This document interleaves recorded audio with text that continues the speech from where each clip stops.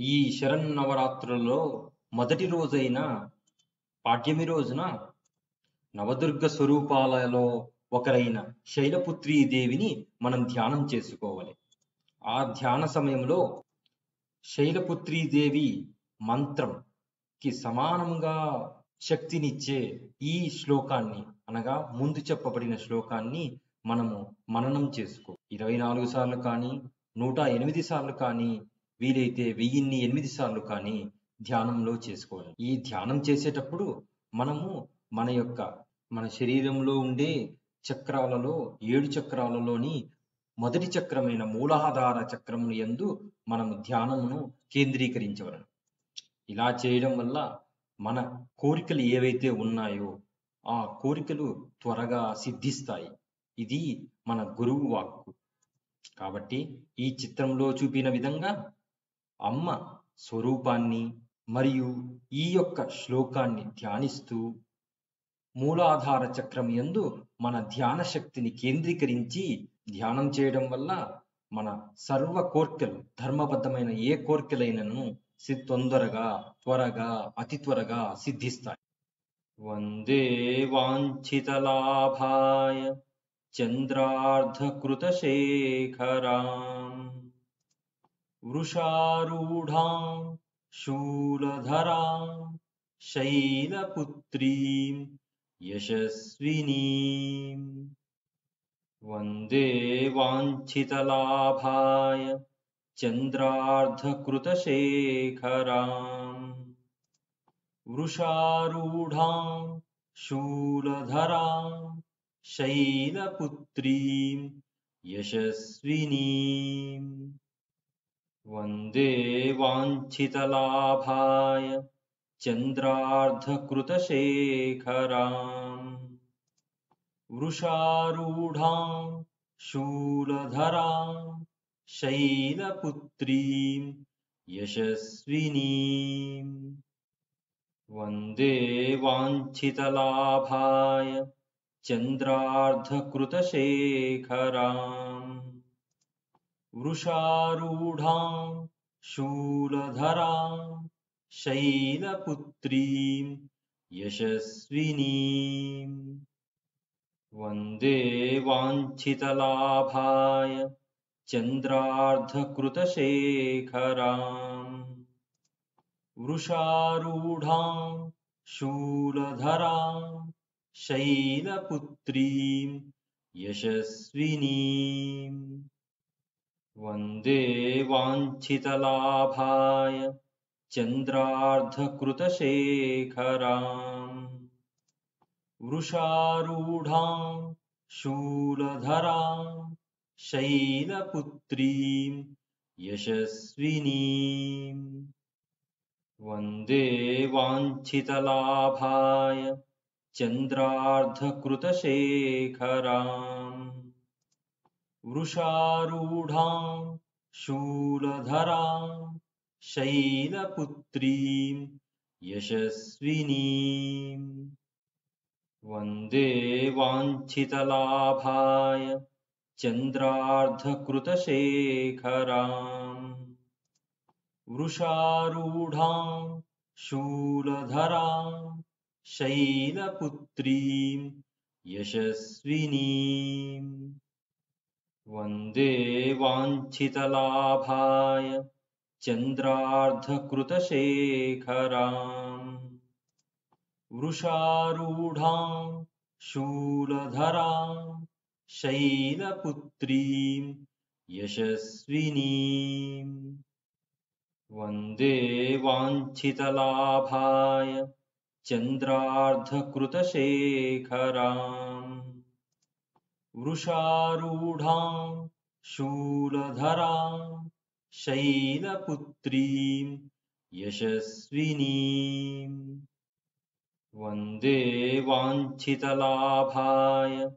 చంద్రార్ధకృతశేఖరాం వృషారూఢాం శూలధరాం శైలపుత్రీం యశస్వినీం. వందే వాంఛితలాభాయ चन्द्रार्धकृतशेखराम् वृषारूढां शूलधरां शैलपुत्रीं यशस्विनीं वन्दे वाञ्छितलाभाय चन्द्रार्धकृतशेखराम् वृषारूढां शूलधरां शैलपुत्रीं यशस्विनीं वन्दे वाञ्छितलाभाय चन्द्रार्धकृतशेखराम्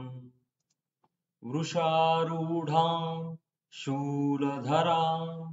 शैलपुत्रीं यशस्विनीं वन्दे वाञ्छितलाभाय चन्द्रार्धकृतशेखराम् वृषारूढां शूलधरां शैलपुत्रीं यशस्विनीं वन्दे वाञ्छितलाभाय चन्द्रार्धकृतशेखराम् वृषारूढां शूलधरां शैलपुत्रीं यशस्विनीं वन्दे वाञ्छितलाभाय चन्द्रार्धकृतशेखराम् वृषारूढां शूलधरां शैलपुत्रीं यशस्विनीं वन्दे वाञ्छितलाभाय चन्द्रार्धकृतशेखराम् वृषारूढां शूलधरां शैलपुत्रीं यशस्विनीं वन्दे वाञ्छितलाभाय चन्द्रार्धकृतशेखराम् वृषारूढां शूलधरां शैलपुत्रीं यशस्विनीं वन्दे वाञ्छितलाभाय चन्द्रार्धकृतशेखराम् वृषारूढां शूलधरां शैलपुत्रीं यशस्विनीं वन्दे वाञ्छितलाभाय चन्द्रार्धकृतशेखराम् वृषारूढां शूलधरां शैलपुत्रीं यशस्विनीं वन्दे वाञ्छितलाभाय चन्द्रार्धकृतशेखराम् वृषारूढां शूलधरां शैलपुत्रीं यशस्विनीं वन्दे वाञ्छितलाभाय चन्द्रार्धकृतशेखराम् वृषारूढां शूलधरां शैलपुत्रीं यशस्विनीं वन्दे वाञ्छितलाभाय चन्द्रार्धकृतशेखराम् वृषारूढां शूलधरां शैलपुत्रीं यशस्विनीं वन्दे वाञ्छितलाभाय चन्द्रार्धकृतशेखराम् वृषारूढां शूलधरां शैलपुत्रीं यशस्विनीं वन्दे वाञ्छितलाभाय चन्द्रार्धकृतशेखराम् वृषारूढां शूलधरां शैलपुत्रीं यशस्विनीं वन्दे वाञ्छितलाभाय चन्द्रार्धकृतशेखराम् वृषारूढां शूलधरां शैलपुत्रीं यशस्विनीं वन्दे वाञ्छितलाभाय चन्द्रार्धकृतशेखराम् वृषारूढां शूलधरां शैलपुत्रीं यशस्विनीं वन्दे वाञ्छितलाभाय चन्द्रार्धकृतशेखराम् वृषारूढां शूलधरां शैलपुत्रीं यशस्विनीं वन्दे वाञ्छितलाभाय चन्द्रार्धकृतशेखराम् वृषारूढां शूलधरां शैलपुत्रीं यशस्विनीं वन्दे वाञ्छितलाभाय चन्द्रार्धकृतशेखराम् वृषारूढां शूलधरां शैलपुत्रीं यशस्विनीं वन्दे वाञ्छितलाभाय चन्द्रार्धकृतशेखराम् वृषारूढां शूलधरां शैलपुत्रीं यशस्विनीं वन्दे वाञ्छितलाभाय चन्द्रार्धकृतशेखराम् वृषारूढां शूलधरां शैलपुत्रीं यशस्विनीं वन्दे वाञ्छितलाभाय चन्द्रार्धकृतशेखराम् वृषारूढां शूलधरां शैलपुत्रीं यशस्विनीं वन्दे वाञ्छितलाभाय चन्द्रार्धकृतशेखराम् वृषारूढां शूलधरां शैलपुत्रीं यशस्विनीं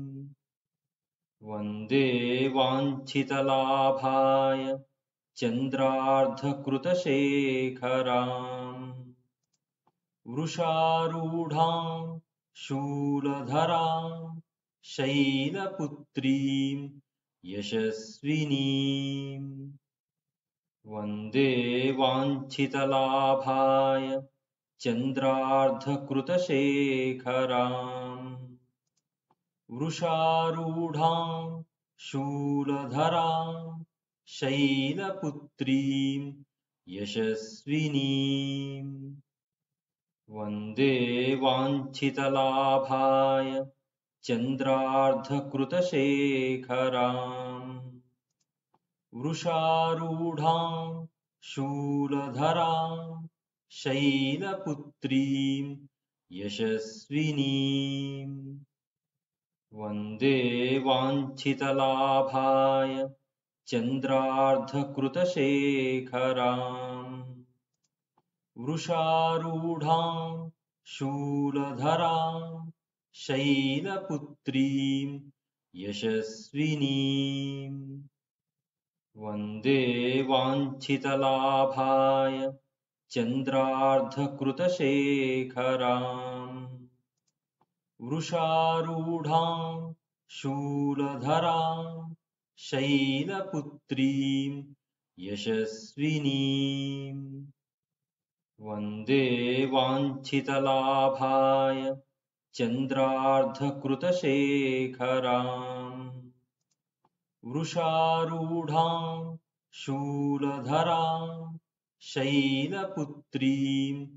यशस्विनीं वन्दे वाञ्छितलाभाय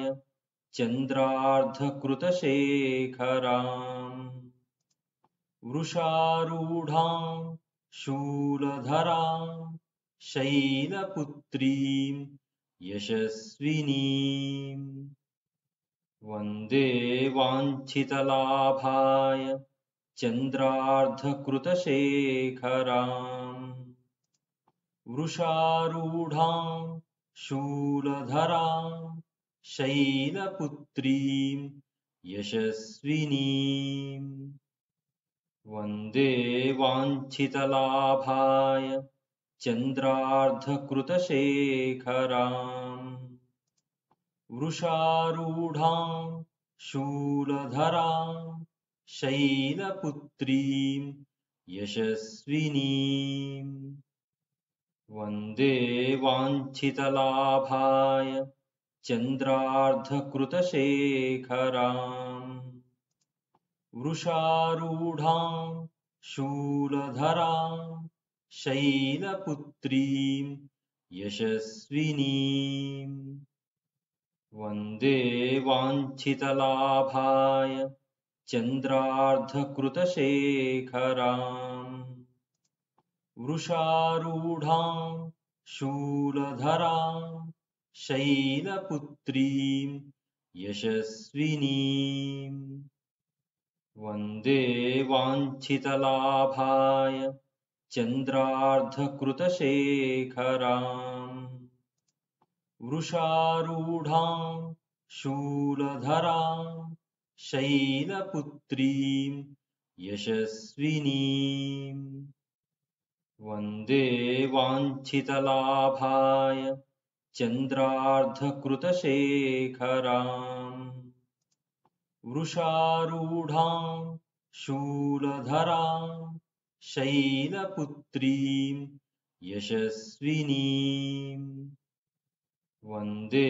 वाञ्छितलाभाय चन्द्रार्धकृतशेखराम्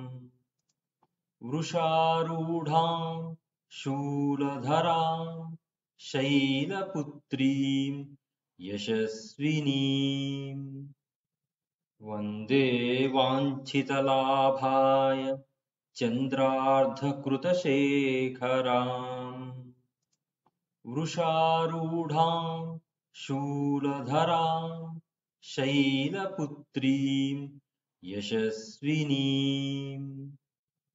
वन्दे वाञ्छितलाभाय चन्द्रार्धकृतशेखराम् वृषारूढां शूलधरां शैलपुत्रीं यशस्विनीम् वन्दे वाञ्छितलाभाय चन्द्रार्धकृतशेखराम् वृषारूढां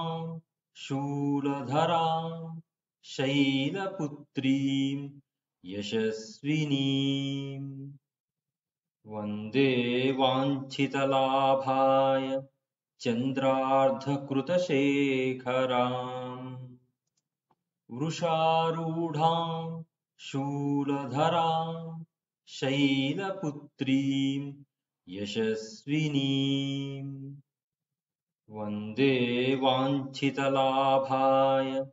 चन्द्रार्धकृतशेखराम्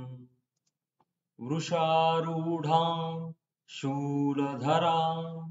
शैलपुत्रीं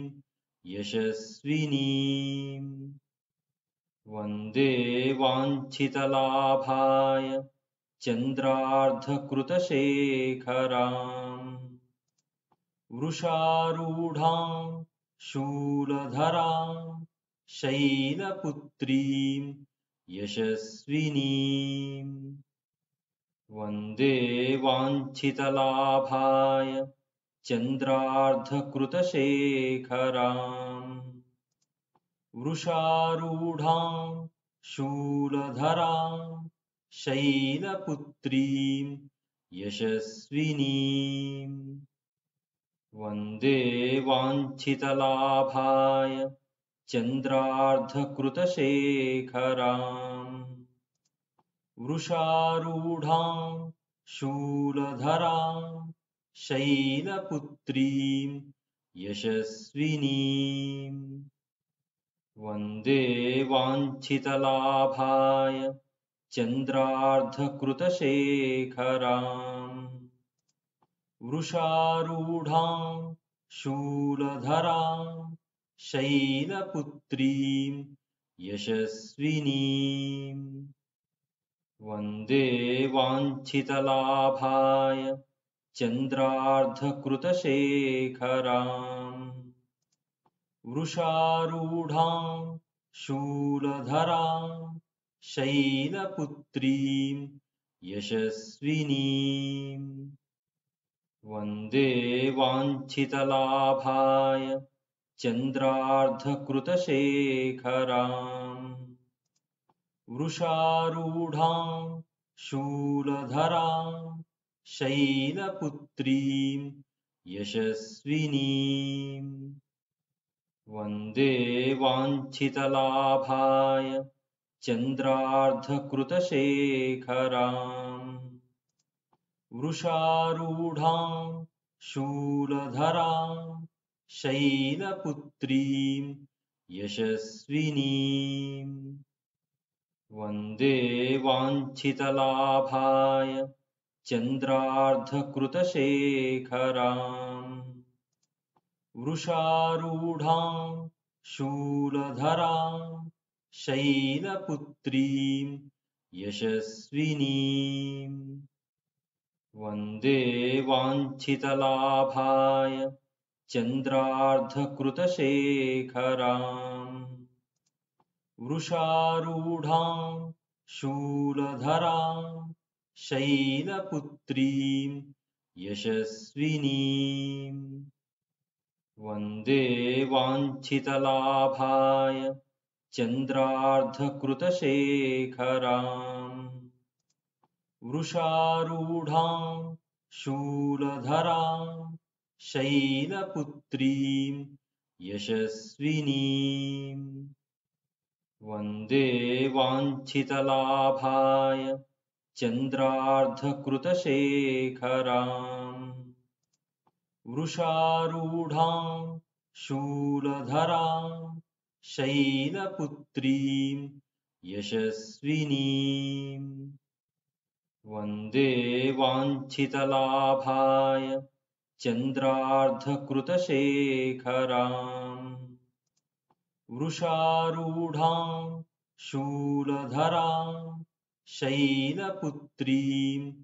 यशस्विनीं वन्दे वाञ्छितलाभाय चन्द्रार्धकृतशेखराम्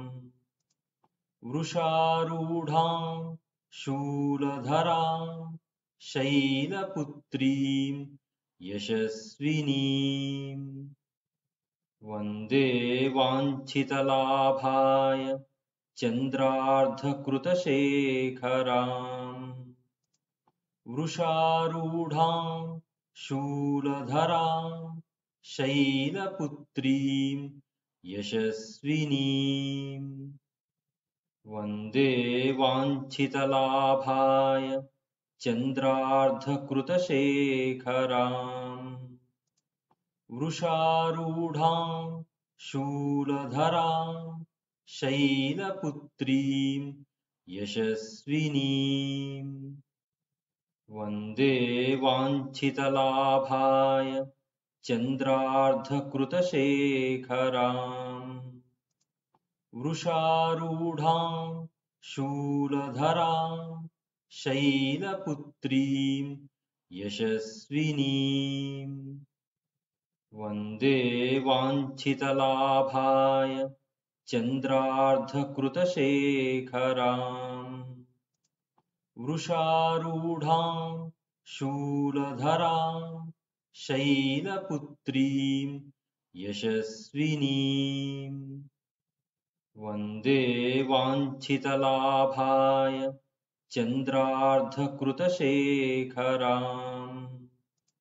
वृषारूढां शूलधरां शैलपुत्रीं यशस्विनीं वन्दे वाञ्छितलाभाय चन्द्रार्धकृतशेखराम् वृषारूढां शूलधरां शैलपुत्रीं यशस्विनीम् वन्दे वाञ्छितलाभाय चन्द्रार्धकृतशेखराम् वृषारूढां शूलधरां शैलपुत्रीं यशस्विनीम् वन्दे वाञ्छितलाभाय चन्द्रार्धकृतशेखराम् वृषारूढां शूलधरां शैलपुत्रीं यशस्विनीम् वन्दे वाञ्छितलाभाय चन्द्रार्धकृतशेखराम् वृषारूढां शूलधरां शैलपुत्रीं यशस्विनीम् वन्दे वाञ्छितलाभाय चन्द्रार्धकृतशेखराम्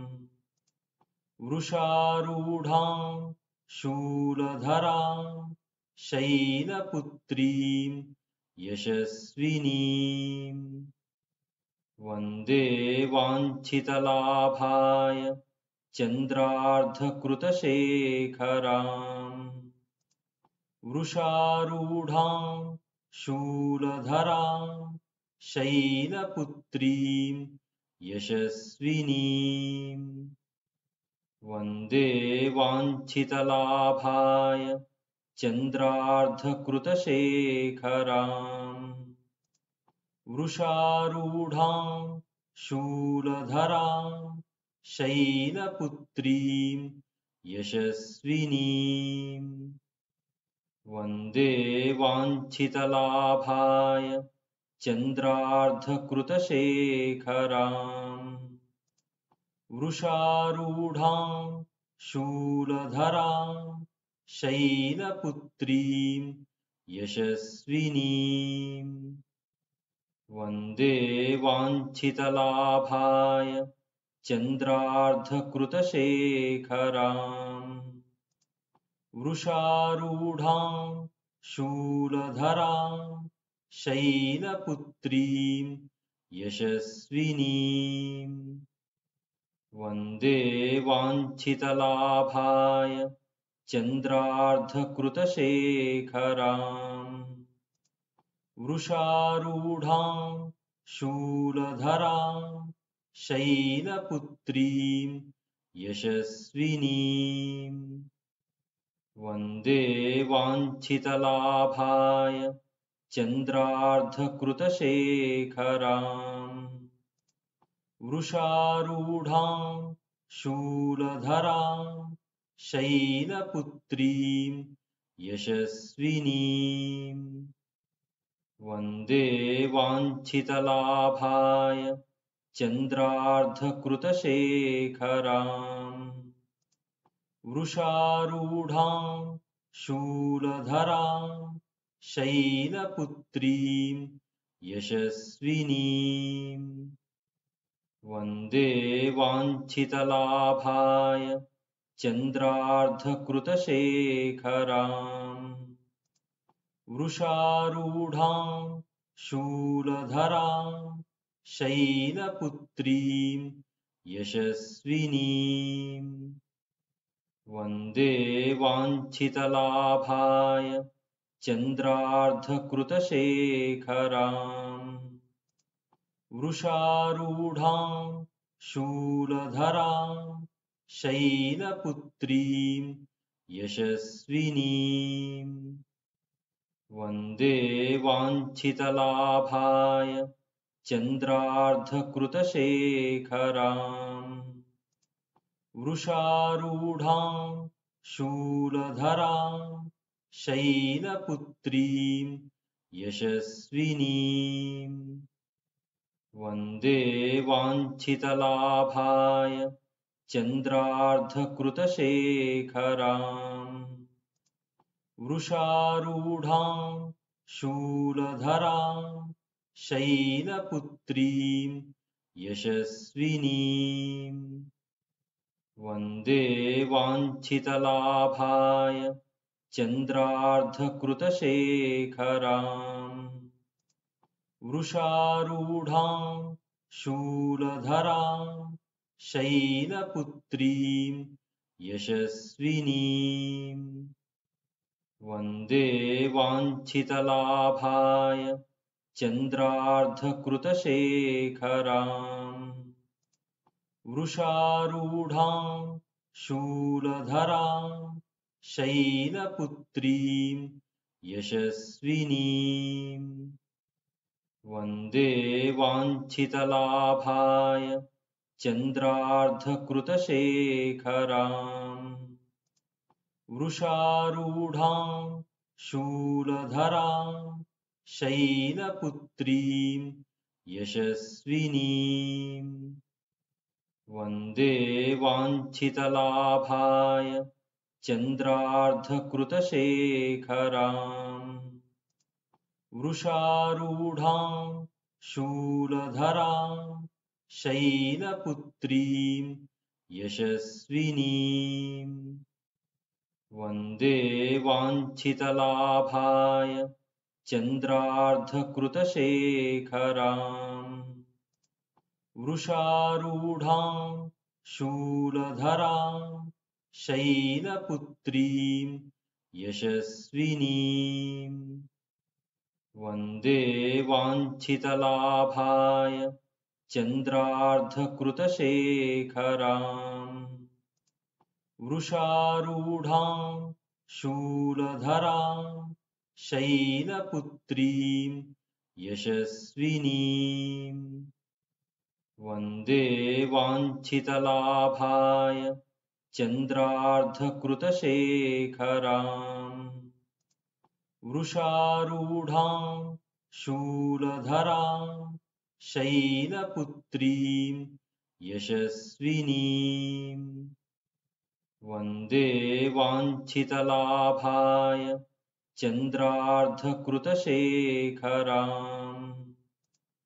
वृषारूढां शूलधरां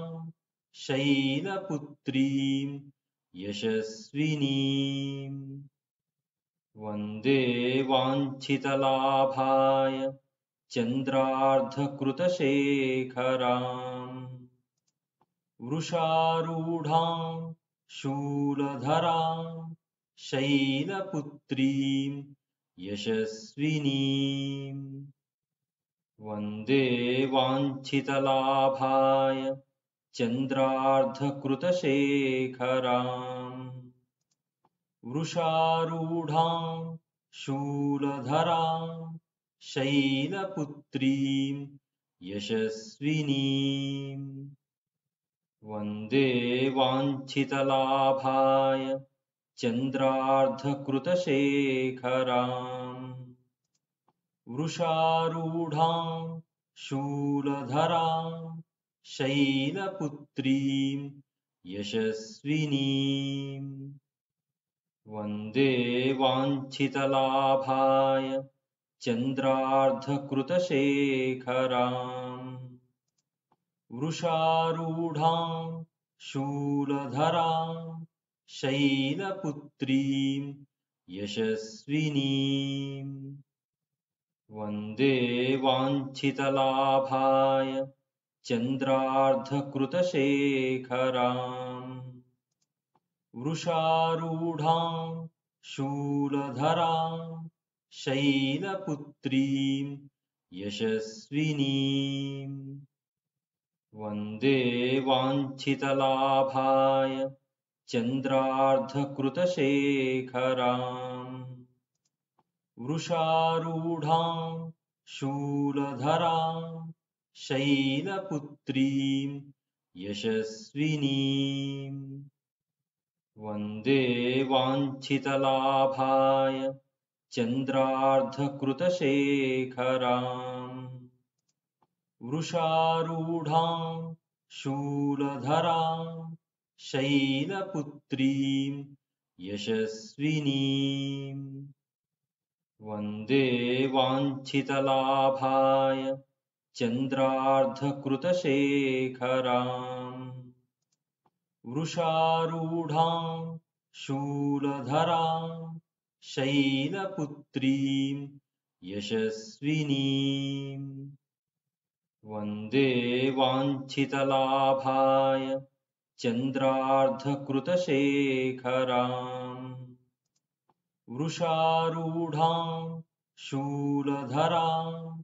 शैलपुत्रीं यशस्विनीम् वन्दे वाञ्छितलाभाय चन्द्रार्धकृतशेखराम् वृषारूढां शूलधरां शैलपुत्रीं यशस्विनीम् वन्दे वाञ्छितलाभाय चन्द्रार्धकृतशेखराम् वृषारूढां शूलधरां शैलपुत्रीं यशस्विनीम् वन्दे वाञ्छितलाभाय चन्द्रार्धकृतशेखराम् वृषारूढां शूलधरां शैलपुत्रीं यशस्विनीम्